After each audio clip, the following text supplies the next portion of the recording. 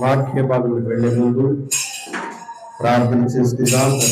పాత్రలు గురించినట్లయితే పరిశుద్ధుడా ప్రేమ గల తండ్రి యేసయ్యా మీకే వందనాలు స్తుతులు స్తోత్రం ప్రభువా. తండ్రి రాత్రికాల సమయంలో నీ సన్నిధానంలో వచ్చినటువంటి మీ బిడ్డలను అయా వాక్యమందు నా ప్రభు మీరే బలపరచు మీరు ప్రార్థన చేస్తున్నారు. అయా నా ప్రభు మీ చిత్తం ఎరిగి అయా మిమ్మల్ని కనుగొని నా ప్రభువా అయా ప్రతి విషయంలో నా ప్రభు నా తండ్రి అయా మిమ్మల్ని ఏ విధంగా వెతకాలో, ఏ విధంగా కనుగొనాలో, ఏ విధంగా మిమ్మల్ని ధరించి నా ప్రభు నా తను ధరించుకోవాలో అటు స్థితిని నా ప్రభు బిడ్డలందరూ మేమందరూ కూడా కలిగి ఉండడానికి ప్రార్థన చేస్తున్నాను. ఈ సమయంలో కొన్ని నిమిషాలు వాక్యాలను ధ్యానం చేయబోతుండగా మీరే మీ బిడ్డలతో ఆత్మీయమైనటువంటి మాటలు అయా నా బలపరిచేటువంటి మాటలు అయా ఎనిమిది ఉంచినటువంటి మాటలు నా ప్రభు బిడ్డలతో మీరు మాట్లాడి మమ్మల్ని అందరూ కూడా సరి చేయమని యేసు క్రీస్తు నామములో అడుగుతున్నాము తండ్రి, ఆమేన్. ప్రభువైన యేసు క్రీస్తు నామములో మీ అందరికీ హృదయపూర్వకమైనటువంటి వందనాలు తెలియపరుస్తున్నాను. ఈ సమయంలో అపోస్తలుల ద్వారా తండ్రి దేవుడు చేసినటువంటి కార్యములు, అపోస్తలు ఏ విధంగా బలపడి ఏ విధంగా ఆయన యొక్క సువార్తను ప్రకటించారు, ఆయన శిష్యత్వం పొందినటువంటి వారు ఏ విధంగా ఉన్నారు, ఆయన ప్రకటించినటువంటి 3.5 సంవత్సరాల కాలంలో ఏ విధంగా ఉన్నారు, ఆయన పునరుత్థానుడు అయిన తర్వాత వాళ్ళ యొక్క స్థితి ఏ విధంగా ఉంది, ఈ విషయాన్ని మనం క్షుణ్ణంగా ధ్యానం చేయబోతున్నాం. ఎందుకని ఈ మాటలు మీతో చెప్తున్నానంటే, క్రైస్తవ యొక్క విధానంలోకి వచ్చినటువంటి వారు అందరూ కూడా యేసుక్రీస్తును పరిశోధించడం మానివేశారు. అసలు యేసుక్రీస్తు అంటే ఏంటి, క్రైస్తవ యొక్క విధానం అంటే ఏంటి, దేవుడు అంటే ఏంటి, ఈ మానవాళికి దేవుడు ఇచ్చినటువంటి గొప్పదైనటువంటి సదావకాశం ఏంటి అనేటువంటి విధానాన్ని మరిచిపోయి మరొక త్రోవలో నడుస్తున్నారు. మరొక త్రోవ అంటే మరొకటి విధంగా చెప్పని అవసరం లేదు, కానీ మనుషుడు ఆశ జీవితగా ఏ విధంగా ఆశ కలిగి జీవిస్తున్నాడో, క్రైస్తవ విధానంలోకి వెళితే సకలం ఆయన సమృద్ధిగా ఇచ్చేస్తాడు. క్రైస్తవ విధానంలోకి వచ్చేస్తే ఒకవేళ మాకున్నటువంటి రోగాలన్నీ కూడా స్వస్థపడతాయి. క్రైస్తవ విధానంలోకి వచ్చేస్తే మాకున్నటువంటి స్థితిగతులంతా కూడా మార్చబడుతుంది. క్రైస్తవ విధానంలోకి వస్తే ఇలా అనేక రకాలైనటువంటి ఆలోచనలు కలిగి క్రైస్తవ విధానంలోకి మారుతున్నారు చాలా మంది. కానీ తండ్రి దేవుడు శిష్యత్వమును ఆ యొక్క శిష్యులు ఏర్పరిచినటువంటి ప్రణాళిక కానీ, వారు దేవుని యొక్క సర్వశక్తిమంతుడు అయినటువంటి ఆయనను అనుసరిస్తున్నటువంటి తీరులు కానీ మనం పరిశోధన చేసినట్లయితే మనము ఏ విధంగా వెతుకుతున్నాం, అపోస్తలులైనటువంటి వారు ఏ విధంగా ఆయనను కనుగొన్నారు, ఇటువంటి విశేషమైనటువంటి సంగతులు మనమందరూ కూడా ధ్యానం చేయాలి. ఎందుకంటే ప్రతి ఒక్క క్రైస్తవుడు అపోస్తలుల యొక్క విధానం తెలుసుకోవాలి. అపోస్తలుల యొక్క విధానాన్ని మనం పరిశీలన చేసినట్లయితే మొట్టమొదటిగా యేసుక్రీస్తు సువార్తను ప్రారంభించేటువంటి ఆ కాలంలో అపోస్తలు తన పని తను చేసుకుంటూ ఉన్నారు. ఎక్కడ కూడా శాస్త్రులు కానీ పరిశీలన కానీ ధర్మశాస్త్ర ఉపదేశకులు కానీ వీళ్ళని అనుసరించినటువంటి విధానం వాళ్ళ దగ్గర లేదు. వారి పని వాళ్ళు చేసుకుంటే ఉన్నారు. ఆ కాలంలో యేసుక్రీస్తు వెళుతూ వెళుతూ కొందరిని పిలుచుకున్నాడు. ఆయన 12 మంది శిష్యులు అందరూ కూడా మనకు తెలుసు. ఈ ఒక్కొక్కరిని పిలుచుకున్నటువంటి కాలంలో ఈ 3.5 సంవత్సరాలు కూడా ఆయన పరిశోధిస్తూనే ఉన్నారు శిష్యులు. మీరు గమనించినట్లయితే ఈ 3.5 సంవత్సరాలు ఎన్ని విధాలుగా పరిశోధన చేయాలో, ఎంతగా ఆయన ఎందు తెలుసుకోవాలో, ఏ విధంగా బలపడాలో, ఏ విధంగా ఒకవేళ బలహీనుడు అయితే ఏ విధంగా బలపడాలి అనేటువంటి స్థితిని కూడా ఆయన దగ్గర పాదముల యొద్ద కూర్చొని నేర్చుకున్నటువంటి స్థితి మనమందరూ కూడా నేర్చుకోవాలి. అపోస్తలుడు అయినటువంటి తోమా గారిని మనము మన యొక్క జీవితాల్లో కనుక ఒకసారి ఆలోచన చేసినట్లయితే తన యొక్క జీవితంలో తనకున్నటువంటి ప్రతి ఒక్క సందేహాన్ని కూడా యేసుక్రీస్తు యొద్దకు వెళ్ళి అడిగేవాడు. ఏదైతే తనలో ఉన్నాయో ఆ సందేహం, ప్రతి ఒక్కటి సందేహం కూడా ఆయన అడిగి తెలుసుకునేటువంటి విధానం. ఏం సందేహపడ్డాడు ఎందుకు ఆయన, తోమా గారు ఏం సందేహపడ్డాడండి, నీ గాయము లోపల వేలు పెట్టి తెలుసుకుంటేనే తప్ప నేను ఆయనను నమ్మనన్నాడు. ఆ విధంగానే తనకున్నటువంటి అల్ప విశ్వాసమును బాగు చేయడానికి దేవుడు అన్నాడు, అతన్ని ధృవీకరించలేదు. ఏమని చెప్పాడు? తోమా, నువ్వు అవిశ్వాసివి కాక విశ్వాసివై ఉండము. నీ యొక్క వేలు తీసుకొచ్చి నా గాయము లోపల పెట్టుము. ఈ పరిశోధన ఎవరు చేస్తున్నారు ఈ లోకములో?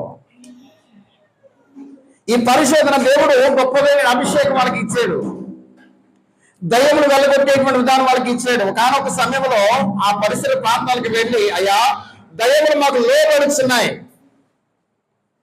ఈ సంతోషకరమైనటువంటి వార్త ఆయనకు తెలియపరచగానే ఇంతకంటే గొప్పదైనటువంటి విధానము మీకు ఉంది, దేవుని యొక్క రాజ్యమును స్వతంత్రించుకోవడం అని ఆయన చెప్పబడినటువంటి మాట చాలా ప్రాముఖ్యమైనది. అపోస్తుడైనటువంటి పేతురు గారు కూడా తనకున్నటువంటి సందేహాలన్నీ కూడా అడగటం మొదలుపెట్టాడు. ఎక్కడ కూడా నిస్సందేహముగా ఉండేటువంటి స్థితిని ఆయన పునరుత్థానుడు ఈ విధంగా తండ్రి దేవుడు అందరు కూడా సిద్ధపరిచాడు. ఏ విధంగా సిద్ధపడ్డారంటే తన ప్రాణము సైతం తనకున్నటువంటి స్థితిని అంతా కూడా ఆయన పాదముల యొద్ద పెట్టాలి. నాకున్నటువంటి జీవితము, నేను ఇంతవరకు ఏ జీవితం అయితే జీవిస్తున్నానో దీనికి ఆపోజిట్ యొక్క జీవితం నేను జీవించాలి. నేను ఆయన యొక్క ఏ జీవితం అయితే ఆయన నాకు నేర్పించాడో, దేనికోసం నేను ప్రయాసపడమని చెప్పారో ఆ జీవితం కోసం ప్రయాసపడ్డా. తోమా గారి యొక్క జీవిత చరిత్ర బైబిల్ గ్రంథంలో ఎందుకని లిఖించబడలేదు? ఎప్పుడైనా ఆలోచన చేశారా? ఎప్పుడైతే దేవుని యొక్క విధానంలో పరిశోధించి తెలుసుకున్నాడో అప్పుడే దేవుని యొక్క విధానంలో ఒకవేళ చనిపోయినా పర్వాలేదని అక్కడి నుంచి వెళ్ళిపోయాడు. ఆ పరిసర ప్రాంతాలు ఎక్కడ కూడా లేడు. ఒకవేళ ఉండినట్లయితే బైబిల్ గ్రంథంలో అతని గురించి రాయబడేది, కానీ రాయబడలేదు. మనకు చరిత్రకారులు చెప్తున్నారు, పలానా తోమా పలానా కాలంలో ఈ లోకానికి, ఈ యొక్క ప్రదేశానికి వచ్చాడు, మద్రాసు అనేటువంటి ప్రాంతానికి వచ్చాడు, తన యొక్క సేవా పరిచయాన్ని ప్రారంభించాడు. ఈ లోకంలో విగ్రహారాధన అనేటువంటి విధానము చాలా దేవునికి హేయకరమైన విధానం అని కూడా చాలా స్పష్టంగా తెలియపరిచాడు తోమా. తనకున్నటువంటి చరిత్రను మనం చదివినట్లయితే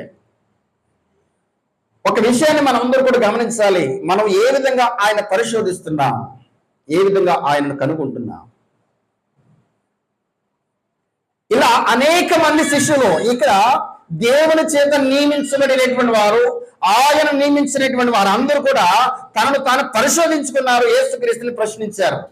ప్రతి విషయంలో కూడా ఆయన అడుగుని తెలుసుకునేటువంటి విధానం అక్కడ కనుగొన్నారు. ఒకనొక సమయంలో ఆయన వెళుతూ యోహానుకు ఉన్నటువంటి స్థితిని గమనించమని ఆ యొక్క శిష్యులతో చెప్పబడినటువంటి మాట ఒకసారి చదవండి. యోహాను సువార్తలో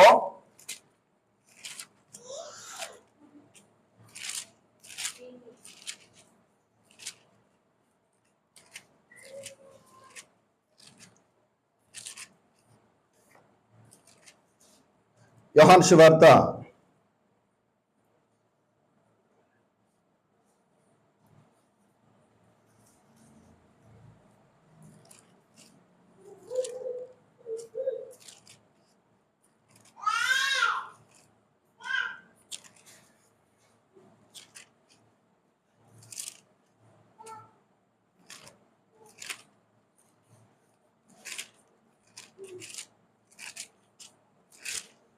7వ లూకా సువార్తలో 7వ అధ్యాయం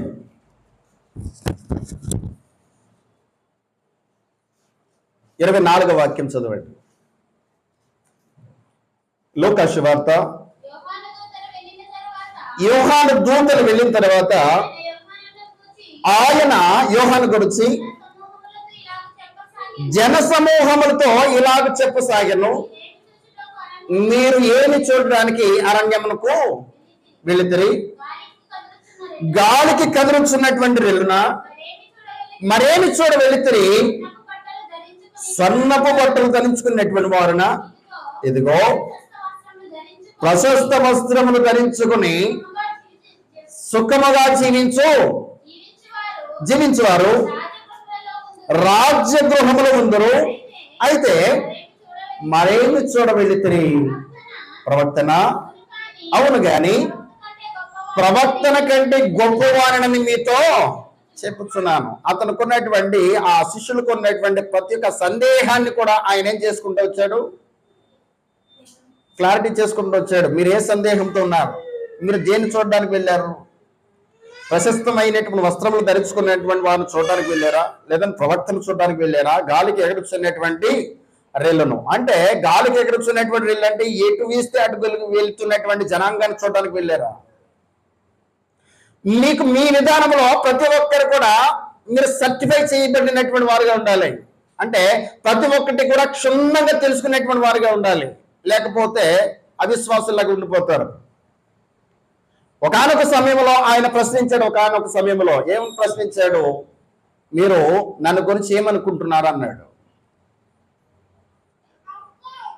ఏమని సమాధానం ఇచ్చారు అక్కడ ఉన్నటువంటి వారు? ఈ జనసమూహం ఏమనుకుంటున్నారు అన్నాడు. రెండో విషయము, మీరు నన్ను గురించి ఏమని అనుకుంటున్నారు? ఎందుకని మాటలు అడుగుతున్నాడు ఆయన? తన హృదయాల్లో ఉన్నటువంటి ఆలోచన ఆయనకి తెలియదు, తెలుసు. ప్రతి ఒక్కరు ఏం ఆలోచన చేస్తున్నారో, ఏ లోక సమాజం ఏం ఆలోచన చేస్తుందో ప్రతి ఒక్కరు కూడా తెలిసినటువంటి వాడు ఆయన. కానీ తెలుసుకుంటున్నాడు. ఎందుకని తెలుసుకుంటున్నాడంటే ప్రతి ఒక్కటి కూడా సరి చేయడానికి. Praise the lord. మన జీవితంలో కూడా ప్రతి ఒక్కటి కూడా మనం తెలుసుకునేటువంటి విధానం ఉండాలి. మనం తెలుసుకోవట్లేదంటే ఇంకా నా ముసుగులోనే మనం ఉన్నాం. ఒకవేళ తెలుసుకున్నట్లయితే అక్కడ ఉన్నటువంటి శిష్యులు, మీరు ఏం చోట వెళ్ళారు, మీరు ఎందుకని వెళ్ళారు, గాలికి ఎగురుచున్నటువంటి రెల్లును చూడడానికి వెళ్ళారా అంటే అక్కడ ఉన్నటువంటి వారు కూడా కొంతమంది ఆ స్థితిని కలిగినటువంటి వారు ఉంటారు. అతను ఏమవుతాడు? అప్పుడు తనకున్నటువంటి స్థితిని మార్చుకుంటాడు.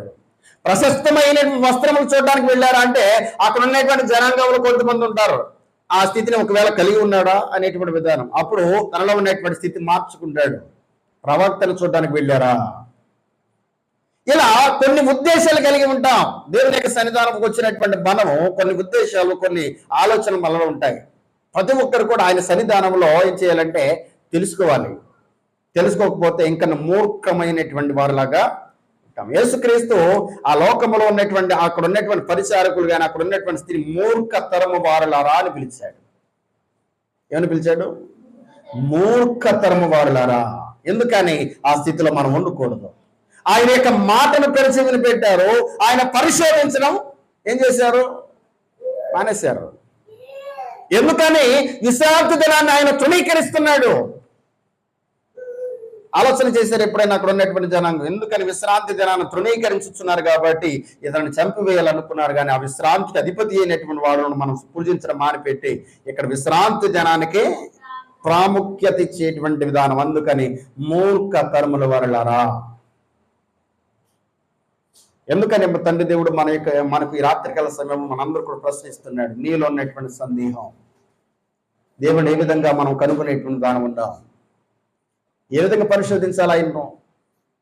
ఏ విధంగా మనలో ఉన్నటువంటి ప్రతి ఒక్క అవిధేయతను కలుపుకోవాలి? మనలో ఉన్నటువంటి ప్రతి ఒక్క అవిశ్వాసాన్ని బాగు చేసుకునే విధానం ఎప్పుడు కలుగుతుందంటే నీలో ఉన్నటువంటి సందేహాన్ని ప్రతి ఒక్కటి ఆయన ముందు పెట్టినప్పుడు.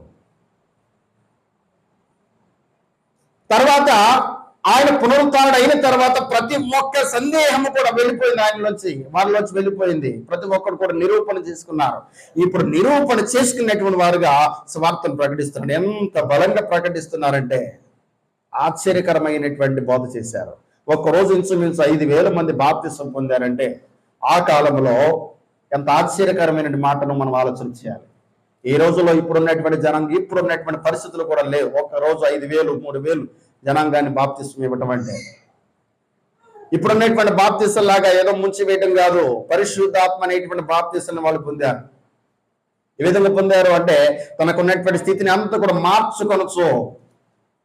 తనకున్నటువంటి దానం అంతా కూడా ఏ విధంగా ఆయన రాజ్యములు సంపాదించుకోవాలి, ఆయన యొక్క రాజ్యములు ఏ విధంగా ఉండాలి అనేటువంటి విధానంగా ఆలోచన చేసి బాప్తిసం పొందారు. ఇప్పుడున్నటువంటి ఆలోచన బట్టి కాదు బాప్తిసం పొందింది అప్పుడు ఉన్నటువంటి రోజుల్లో.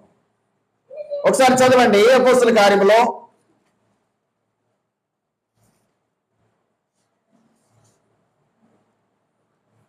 36వ వాక్యం, 2వ అధ్యాయం 36వ వాక్యం చదవండి.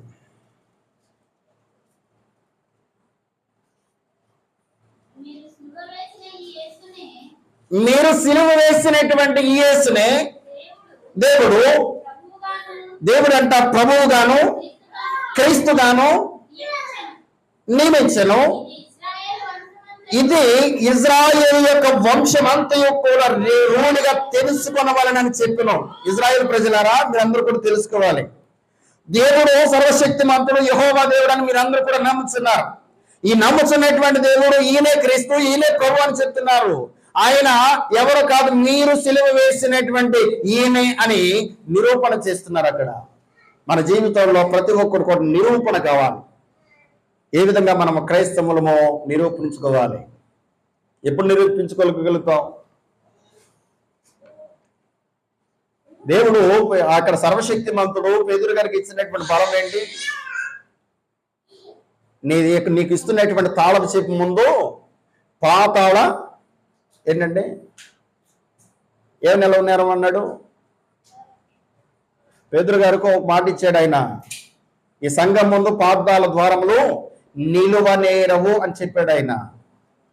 ఎంత ఆశ్చర్యకరమైన మాట చెప్తున్నాడు చూడండి.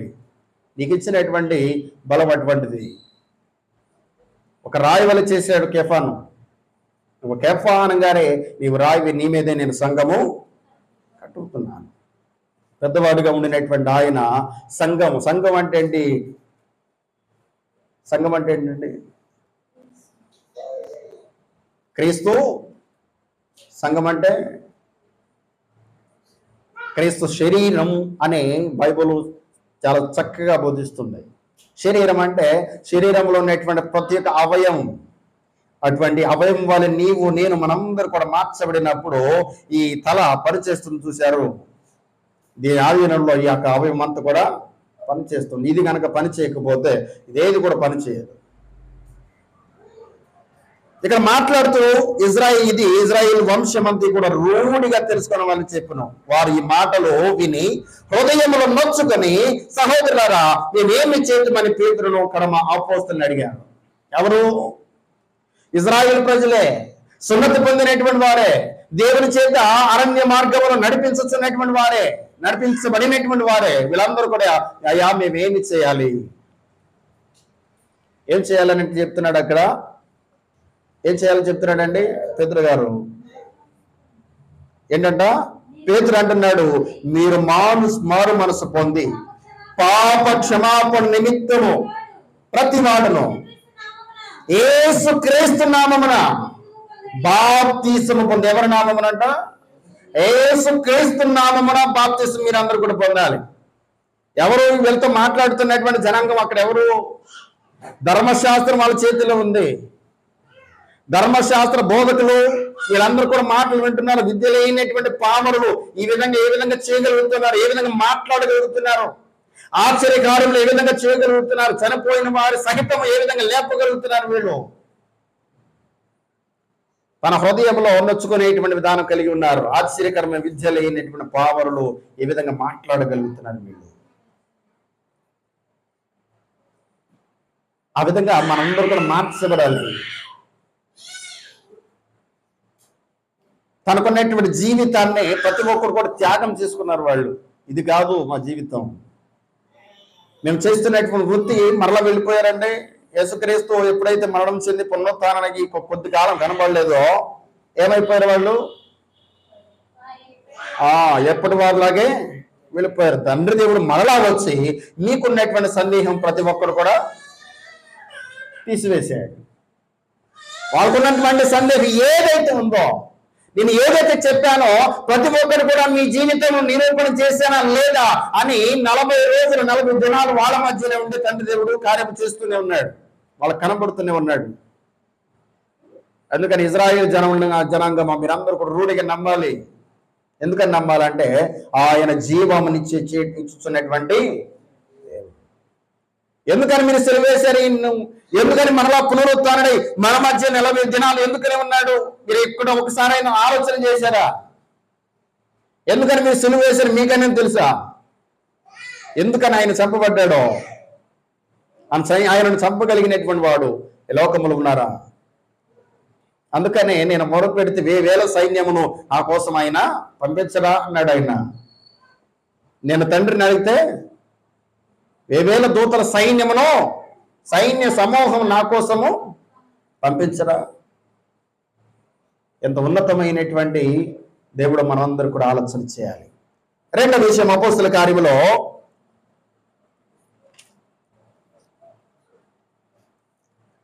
4వ అధ్యాయం మొదటి వాక్యం చదవండి.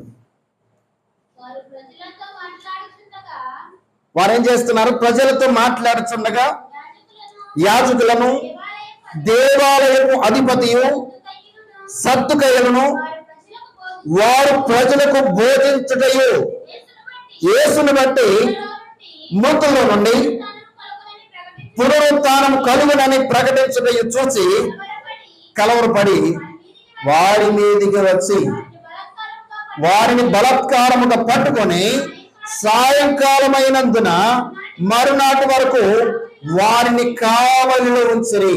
వీళ్ళు ఏం చేస్తున్నారు? ఇక్కడ అపోస్తులైనటువంటి వారు ఏం చేస్తున్నారంటే వారి యొక్క జీవితంలో జరిగినటువంటి నిర్ధారణ ప్రతి ఒక్కటి కూడా నిర్ధారణ చేసుకున్నారు.